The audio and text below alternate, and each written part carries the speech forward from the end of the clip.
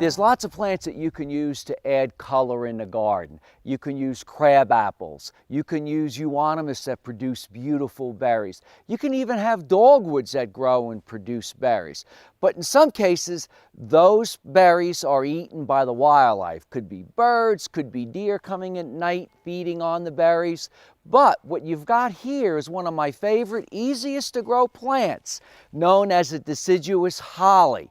And it loses all its leaves. Now right now it has leaves, but after you have a couple nights of really cold weather, it looks like this.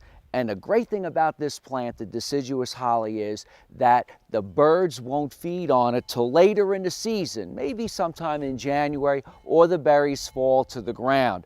This is a plant that you might see growing along the Blue Ridge Parkway in some of the wet or moist areas. It's a native plant, and so many of these are related to the native plants. You do need both male and females. Remember, this is a holly, just like many of your evergreen hollies. You only need one male plant. There's a male plant here hidden in the garden. It really isn't showy, but you can have this easily in the full sun or bright shade of your garden. I mentioned the word euonymus. Most of you probably had no idea what that was, but the common name is burning bush or even fire bush. And not only does it have its great color when the leaves start to turn purple, but it's filled with berries that the birds love. You know, I mentioned dogwood berries, which are nice and bright, but the birds eat them right away. But here is a different type of dogwood, the red twig dogwood, that gives you interest and color all winter long. Now keep in mind, it's not a really large growing plant. It might get anywhere from 3 to 6 feet in height. And not only are there red twig varieties, there's even yellow twig varieties. So you can use some of these plants in your garden to give you that winter interest.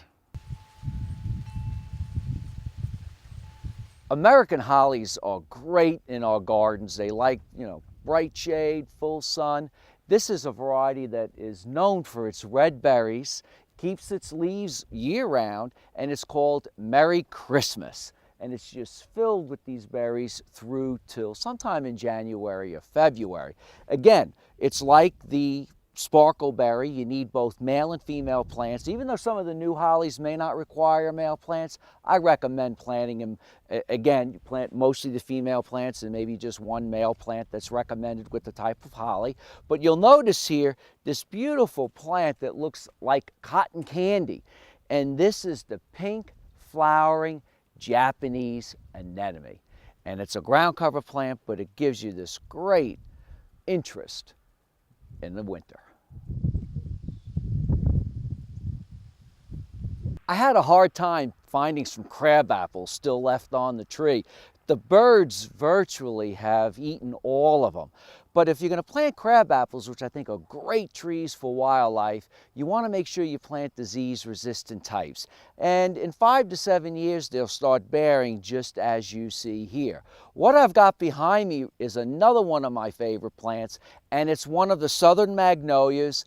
And not only does it have its great foliage that you can use throughout the year for just garden interest or indoor decorating, but it produces these real interesting seed pods with, as you see, a fruit inside. And again, the birds feed on these. But what you can do is you can take these and you can dry them and you can use them. You can actually wire a pick to them or stick them in your arrangements or use the leaf and the seed pods to improve the decorating of your home.